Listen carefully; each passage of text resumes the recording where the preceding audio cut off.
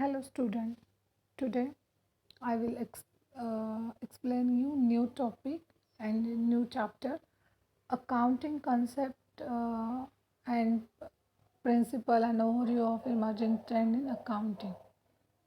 Okay, this topic is only theory based chapter. इस topic के ऊपर आपको जो भी क्वेश्चन आंसर्स होंगे वो पूरे थ्योरेटिकल पार्ट होगा। ये थ्योरेटिकल पार्ट है, इसलिए इसका जो इससे ऊपर कोई प्रॉब्लम आपको एग्ज़ाम में नहीं पूछेंगे। तो इसके ऊपर ओनली थ्योरी क्वेश्चंस ही आएंगे आपको, जैसे कि कंसेप्ट बेसिक अकाउंटिंग कंसेप्ट क्या है, या फिर what is the kind of accounts, या फिर what is the principle of what is the accounting principles, explain it. इस टाइप के आपको क्वेश्चंस आएंगे। Okay, so let's start our new chapter, accounting concept and principles. Okay, आपको याद होगा आपने 11th में से लर्न किया है बुक कीपिंग। आपका 11th-12th में बुक ही था अकाउंट का, book keeping and accountancy. Okay, book keeping and accountancy is the basic है उसमें, मतलब आपने जो बुक कीपिंग सीखा है मतलब क्या है, वो पूरा बेस है। ओके, तो मैं फर्स्ट आपको एक्सप्लेन करूँगी what is the book keeping and what is accounting. अगर आपके ये कंसेप्ट क्लियर हो जाएंगे तो आपको जो अकाउंटिंग कंसेप्ट है, जैसे कि ड्यूअल एक्सेप्ट कंसेप्ट है, सिंगल एंट्री सिस्टम है, बिजनेस एंटाइटी कंसेप्ट है, वो आपको समझ में आ जाएगी। लेकिन उससे पहले आपको क्या लर्न करना है, what is the book keeping and what is accounting. Okay, so bookkeeping is the science and art of correctly recording in the books of accounts all those transactions that result in the transfer of money or money worth।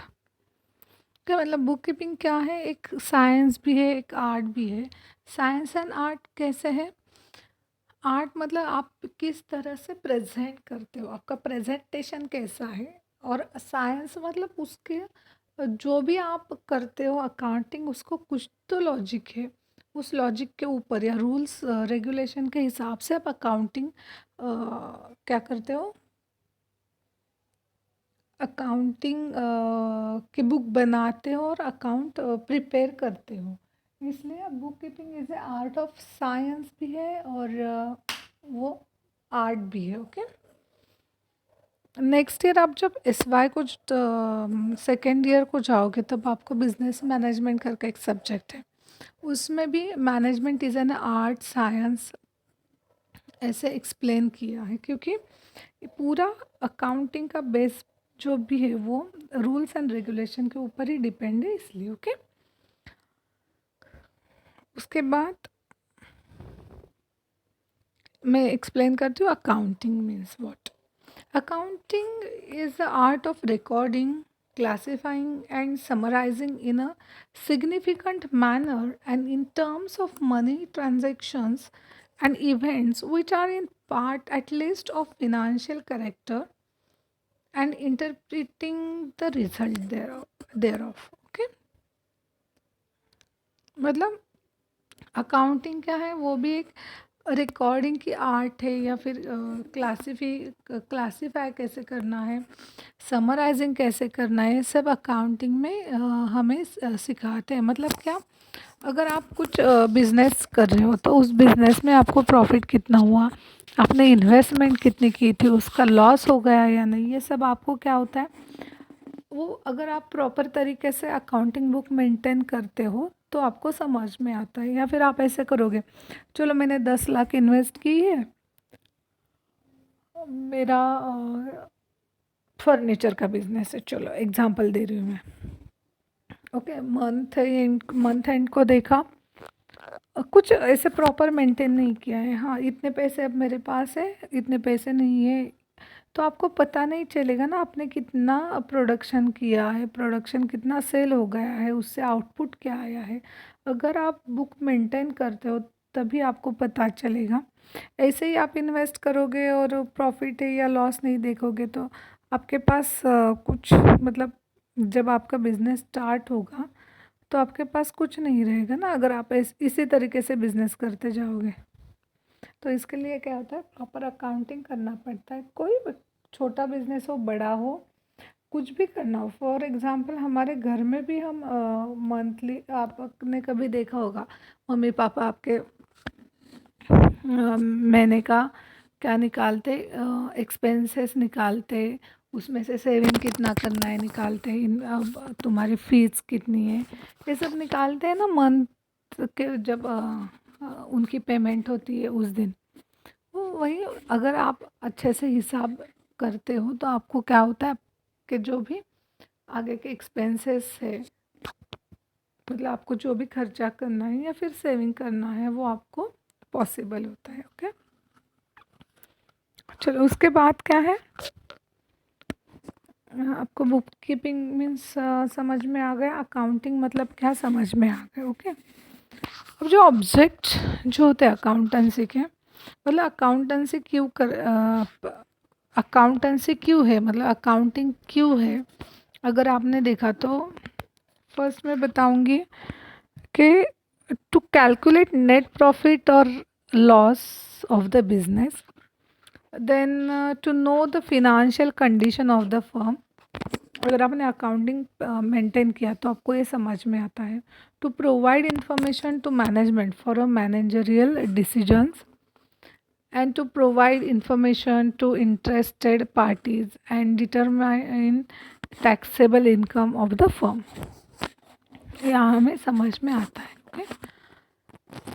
क्यों accounting हमें important है, क्यों है, calculate net profit और net loss, उसके बाद to know the financial condition of the firm and to provide information to management for managerial decisions and to provide information to interested parties.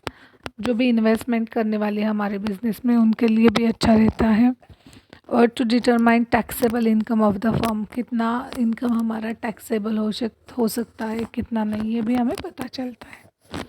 Okay, उसके बाद जो accounting principle है वो भी बहुत इम्पोर्टेंट है। Accounting principle may be defined as those rules of conduct or procedure which are adopted by the accounts universally while recording the accounting transaction. The accounting principles can be classified into two types.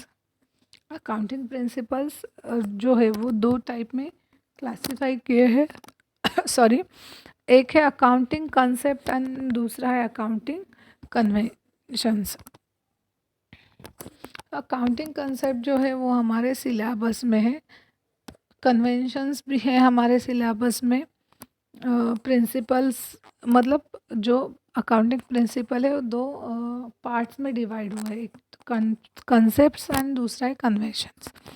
तो concept जो है वो हमारे लिए बहुत important है क्योंकि जो भी अकाउंटिंग कंसेप्ट है उसके बेस पे पूरा अकाउंटिंग डिपेंड है, उसके ऊपर ही पूरा अकाउंटिंग क्या है, डिपेंड है। अगर कंपनी हमने अगर कुछ कंपनी स्टार्ट की या फॉर्म एस्टैब्लिश किए तो वो कुछ उसमें जो भी ट्रांजैक्शन हम करेंगे वो किस हिसाब से करने हैं, कैसे करने हैं, वो रूल्स एंड रेगुलेशन जो है वो अकाउंटिंग प्रिंसिपल्स में है।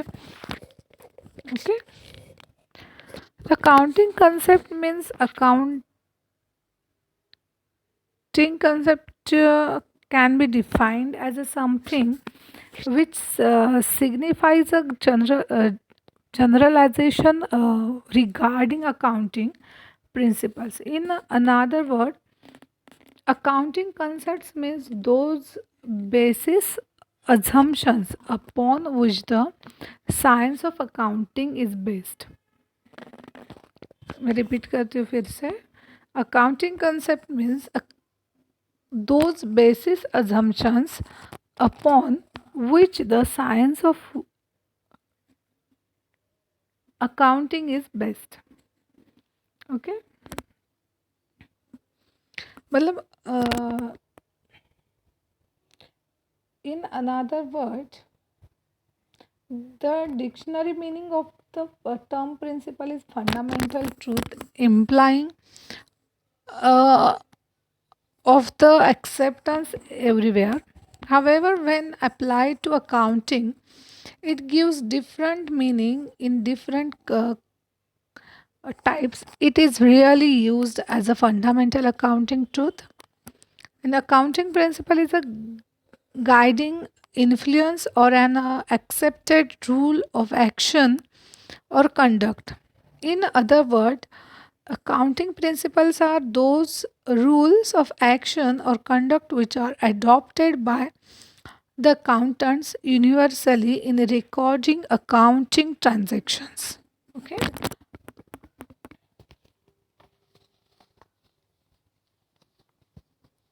Different professional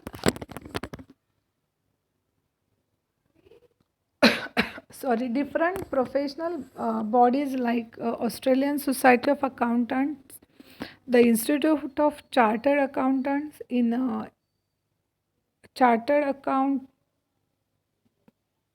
in Australia, the Institute of Chartered Accountants in England, and the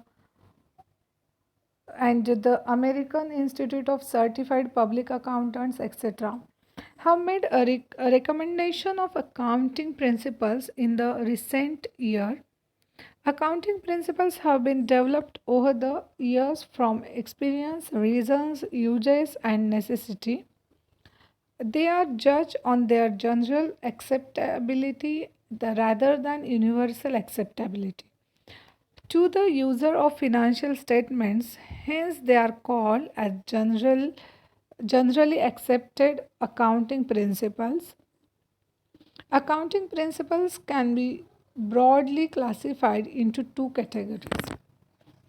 accounting principles जैसे मैंने बताया था दो कैटेगरी में उन्होंने कन्वर्ट किया है. एक कंसेप्ट यानी कि कंसेप्ट जो है वो अभी हम स्टार्ट करेंगे. फर्स्ट है business entity concept. Okay. First है business entity concept. According to this concept, a business is treated as an entity different from the owner. The transaction that take place affect the business and not the owner. The transaction that take place affect the business and not the owner. ये जो business entity concept है ये क्या होती है. ये पूरा business के ऊपर ही क्या होगा उसका इफ़ेक्ट भी होगा और अफेक्ट भी होगा. ओनर के पर्सनल लाइफ पे इसका ज़्यादा अफेक्ट नहीं होता है.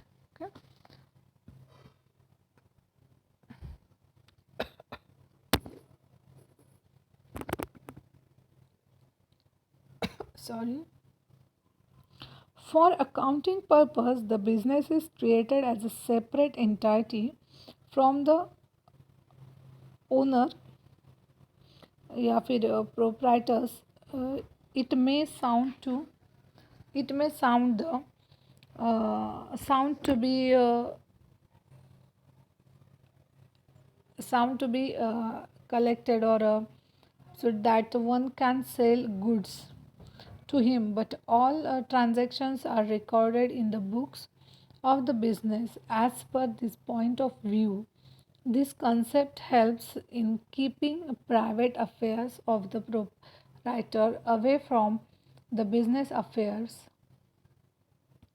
Thus, if a proprietors invest rupees 2 lakh in the business, it is deemed that the proprietor has given rupees 2 lakh to the business and it is shown as a liability in the books of business. Similarly, if the proprietors withdraw rupees 20,000 from the business, it is changed to him. It is charged to him. Okay.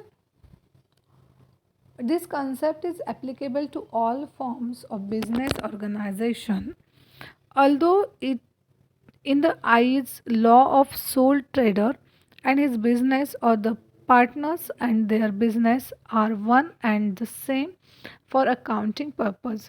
They are regarded as separate entity. It is the business with which we are concerned. Significance: the following points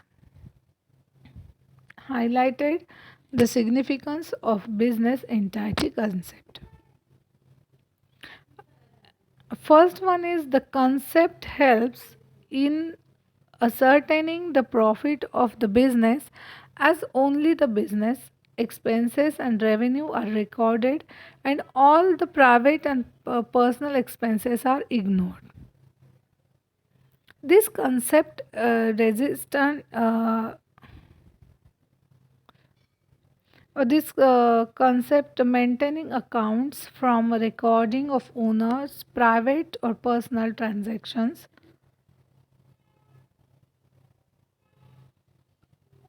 and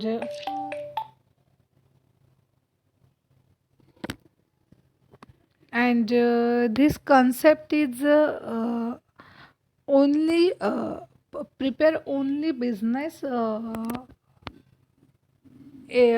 purpose accounting, and it also it is it is the very basis of accounting concept, conventions and the principles, and this type of recording and reporting of business transaction from the business point of view. In short क्या है, ये जो business entity concept जो है, business entity concept जो है वो सिर्फ बिजनेस से रिलेटेड है, मतलब जो भी ओनर या प्रोप्राइटर हो उनके पर्सनल अकाउंट अलग तरीके से मेंटेन होते हैं और बिजनेस का जो अकाउंट है वो अलग तरीके से मेंटेन होता है. मतलब अगर किसी ने बिजनेस के अकाउंट में से कुछ अमाउंट विड्रॉ की तो वो एज अ लायबिलिटी वहाँ पे रिकॉर्ड होता है बिजनेस के लिए, और उसने अगर कुछ मेंशन किया है पर्सनल कुछ काम के लिए अगर उसने पैसे लिए हैं तो वो अलग से क्या होता है उसका अकाउंटिंग बुक अलग से मेंटेन करते हैं. ओके. देन नेक्स्ट कंसेप्ट है dual accept concept. Next concept जो है वो है dual accept concept. Okay. Dual accept concept. According to this concept, every business transaction has a dual effect. मतलब ये जो ड्यूअल एक्सेप्ट कंसेप्ट है ये क्या है, उसके इफ़ेक्ट जो है वो दोनों तरफा दोनों के मतलब डेबिट और क्रेडिट जो है सिंपल में उसी तरीके से होते हैं. मतलब debit side and credit side, asset and liability, ऐसे जो हम मेंटेन करते हैं उसे ड्यूअल एक्सेप्ट कंसेप्ट बोलते हैं इन शॉर्ट में. Dual accept concept is the foundation और basis principle of accounting, basic concept of accounting. Okay.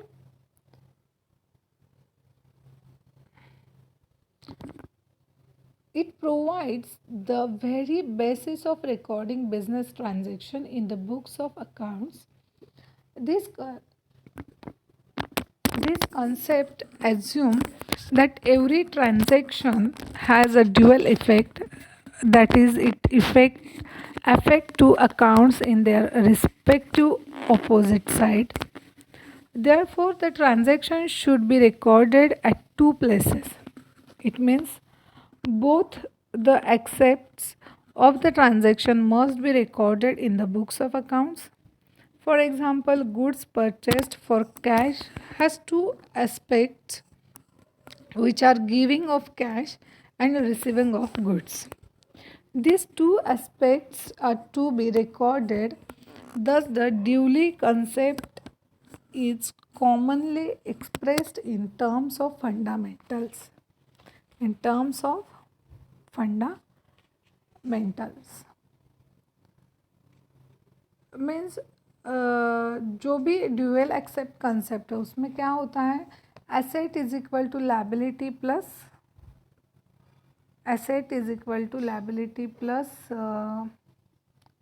capital. The above accounting equation states that the assets of a business are always equal to the claim of the owner and the outsiders. This claim is also termed as a capital or owner's equity, and that of outsiders are liabilities or creditors' equity. The knowledge of dual aspect helps in identify the two aspects of transactions, which help in applying the rules of recording the transaction in books of accounts. The implication or implement of dual aspect concept is that every transaction has an equal impact on assets and liabilities in a such a way that total assets are always equal to total liabilities. Okay, this concept helps accountant in detecting error and encourage the accountant to post each entry in opposite side of two affected accounts. Okay, मतलब ये जो dual aspect dual concept है, जो भी क्या है, dual aspect concept जो है वो दो अकाउंटिंग के इफेक्ट जाते हैं इसमें, मतलब एक अगर डेबिट को जाता है तो दूसरा क्रेडिट को, अगर एक एसेट को जाता है तो एक लायबिलिटी को, इसलिए इसको ड्यूअल एस्पेक्ट कंसेप्ट बोलते हैं.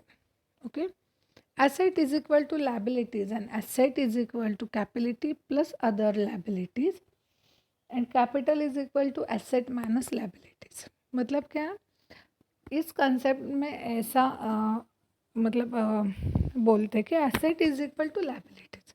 जितने एसेट है उतनी लायबिलिटी होती है और जितनी लायबिलिटी उतनी एसेट होती है. और सेकेंड होता है asset means what, capital plus other liabilities. Asset means what, जो भी कैपिटल है वो प्लस जो लायबिलिटीज है वो भी एसेट, मतलब ऐसे बोला एज अ डेफिनेशन. और capital means what, asset minus liability जो भी है वो हमारा कैपिटल है. ओके, यहाँ तक समझ में आ गया दो कंसेप्ट आपको, दो कंसेप्ट क्या क्या है हमारी. ओके, अब जो हमारी फर्स्ट कंसेप्ट कौन सी थी, हमने क्या फर्स्ट देखा, बिजनेस एंटाइटी कंसेप्ट, और सेकंड क्या थी हमारी, ड्यूअल एस्पेक्ट कंसेप्ट. तो आपको एग्ज़ाम में क्या होगा, जो भी हमारे थ्योरी क्वेश्चन है वो आपको एज अ एक तो ब्रॉड क्वेश्चन के हिसाब से आएंगे या फिर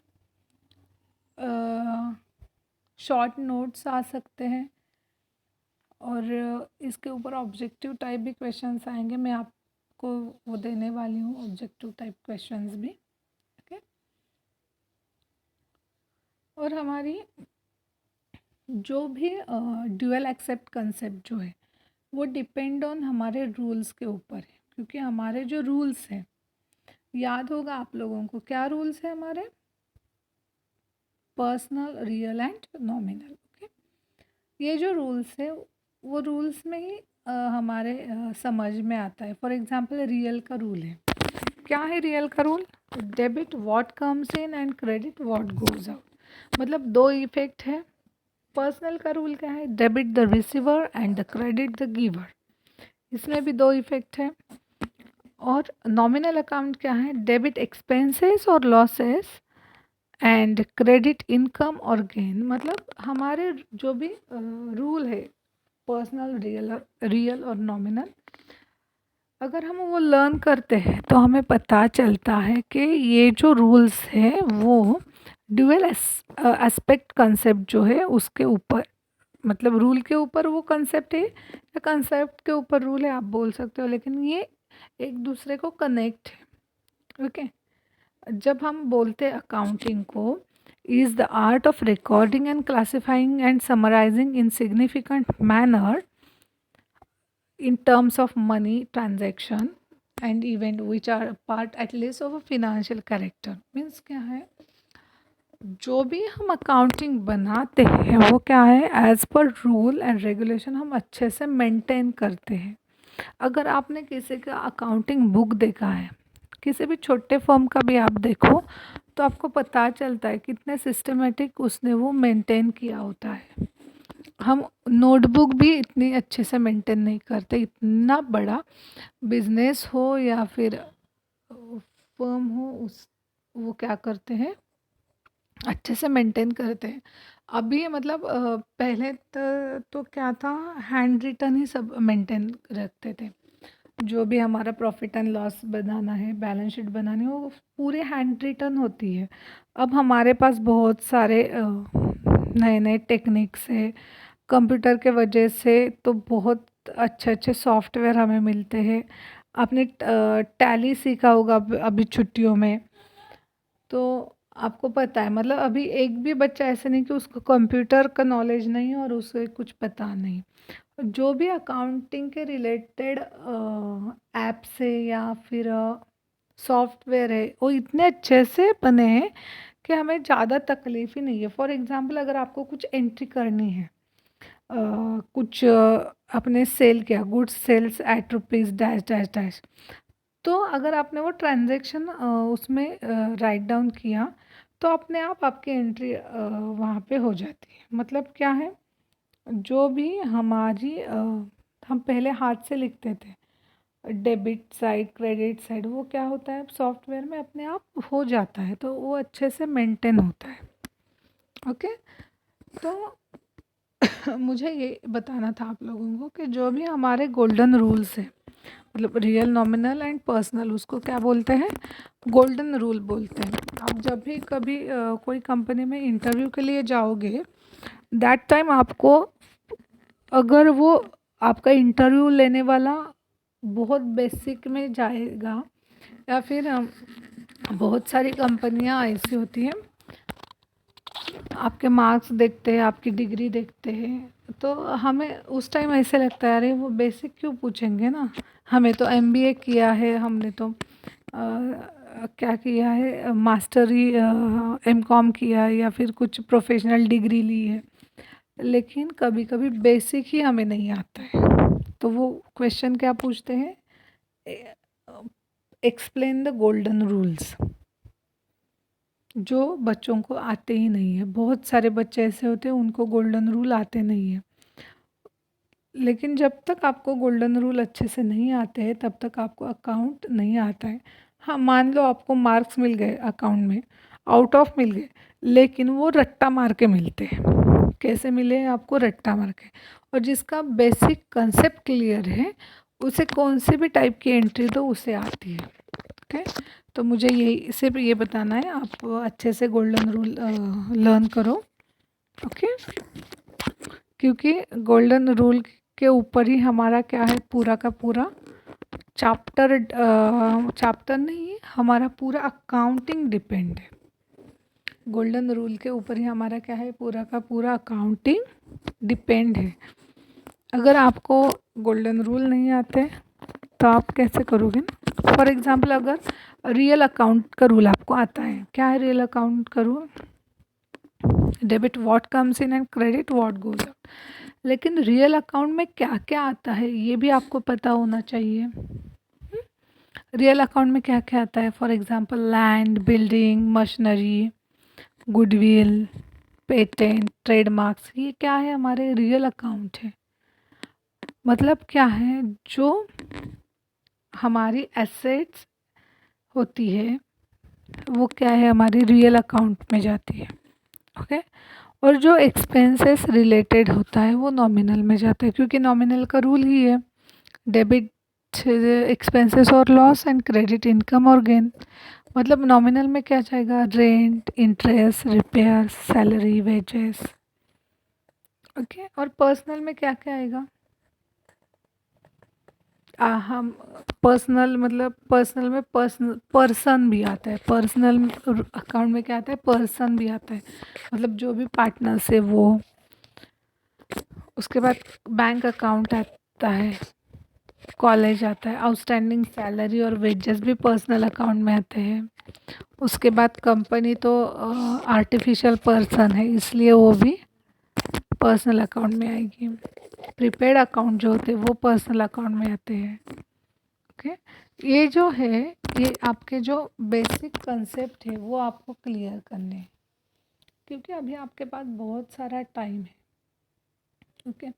इसलिए आपको क्या करना है, बेसिक कंसेप्ट आप क्लियर करो, क्योंकि जब भी हम फिनेंशियल स्टेटमेंट बनाते हैं तो वो क्या करता है, financial statement provide financial data on economic resources and obligations of the business from. उसके बाद क्या होता है, to communicate information to the user of the financial statements about the financial position of the business firm, then present true and fair view of the business firm।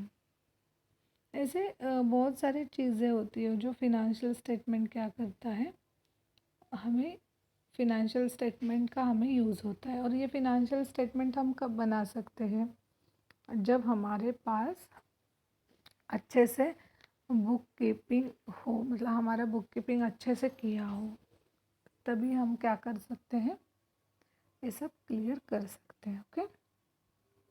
Next lecture को मैं आपको और concepts clear करूँगी। Thank you.